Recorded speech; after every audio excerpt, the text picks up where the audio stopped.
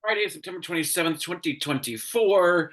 And The View acknowledged that they were preempted in the New York area yesterday because of the arraignment of Mayor Eric Adams, who, by the way, has been in court all morning, being arraigned, getting fingerprinted. I think the hearing is going on right now. And he stood outside of Gracie Mansion yesterday. Gracie Mansion is the official residence of the mayor of New York, and said, "My day to day will not change." Well, you've spent the entire morning in court, so I have a feeling your day to day has already changed, dumbass. Um, I've only seen two Democratic Congress people, AOC and Representative Jerry Nadler, who called for his resignation, and then a bunch of city council people and on both sides of the aisle. But I feel like that we we need to not be hypocrites.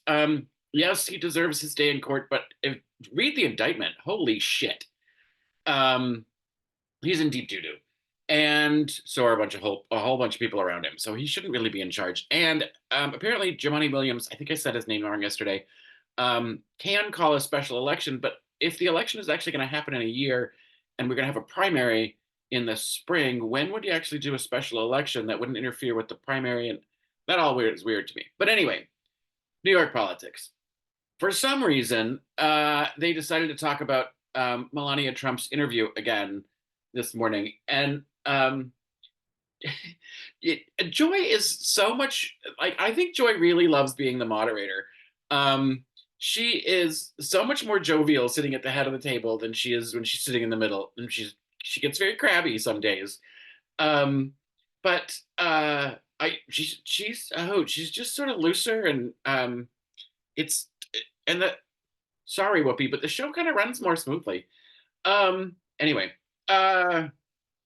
so Melania and her grift, she's selling like $600 pendants. She's got this stupid book she's selling, and they're talking about the total grift of the Trumps, and using the presidency and the campaign as a way to make money, and the myriad of things that Trump is selling. And I love that Anna Navarro included at the end. He's selling um, parts of the suit that he was wearing when he got shot, as if it's parts of the Shroud of Turin, which I don't get it. I still don't believe that he was shot. There's no evidence on his ear that he took a bullet in any way. There's no, I don't know, and I just don't I don't buy that line. Um, but the point being, he's selling $100,000 watches. Yet they're trying to make this argument that people can't afford groceries, but they have these luxury items that they're selling, to their stupid fan base, which sort of shows you how out of touch they are. But you know, it,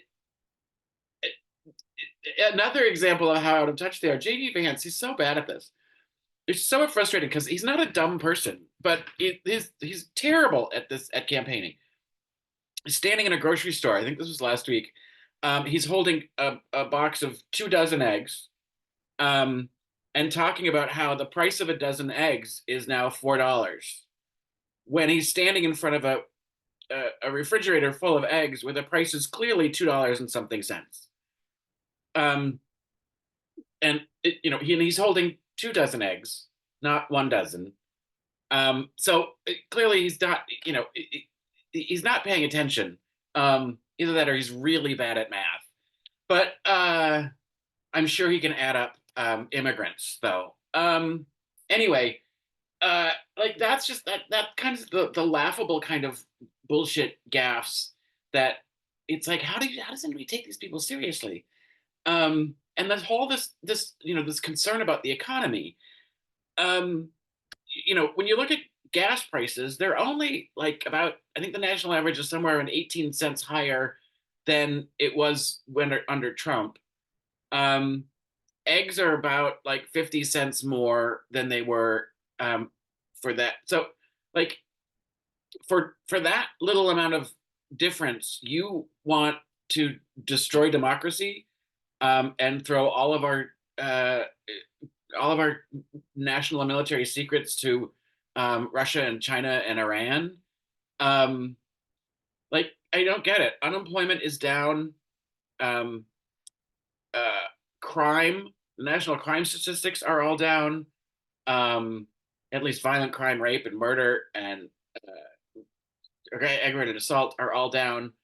Um, the stock market is hitting records. So all of your 401ks and your IRAs are all doing great. Um, the GDP is the strongest in the world. Like I don't get it. Um, like every argument that they have really doesn't hold any water. But they're just grasping at those strings because they don't want to admit that it's about the racism. Um, and creating fake immigrant crises. Don't get me wrong. There's work that needs to be done about our immigration policies and how things are handled at the southern border. And I said this before. I'm not a conspiracy theorist, but I have to wonder if somehow there are Republican operatives that are in Central and South America that are encouraging people to cross the border in the United States to help manufacture this crisis. I know that there are people that are coming from like Nicaragua and Venezuela and places that are like they are running for their lives, but I just feel like there must be some sort of encouragement helping them when for the last 6 years it's been a very clear message that it's not going to go well coming over on your own. So anyway, that's all interesting. You know, why we had to do a whole special on the Trumps being grifters for a second time is beyond me. I'd also like to understand. Vladimir Zelensky is meeting with Trump at Trump Tower this morning, which I think is a violation of the Logan Act because you're not supposed to meet with foreign leaders. He's had apparently several phone calls with Bibi Netanyahu, which I think are in violation of the Logan Act. It's not that you're not allowed to talk to these people, but you're not allowed to discuss U.S. policy with them.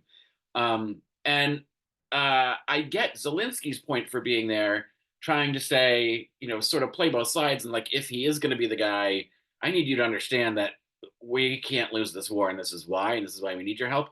But that to me seems feel for him seems like an optics move because uh, Trump doesn't care and he's Putin's puppet. So um, it, it, it they did a little press thing and Trump was saying, oh, and he talked about the perfect call where I said nothing wrong that he got impeached over. And you know Zelensky wasn't going to go against him at that time because he was holding aid hostage. What is he supposed to do? Um, so I just that the whole thing is such a disaster, and I like we need to just move on. We need to. I think Harris's phrase is "turn the page." I think um, we need to put Trump and this insanity behind us, and Eric Adams should go to jail. That's a Friday.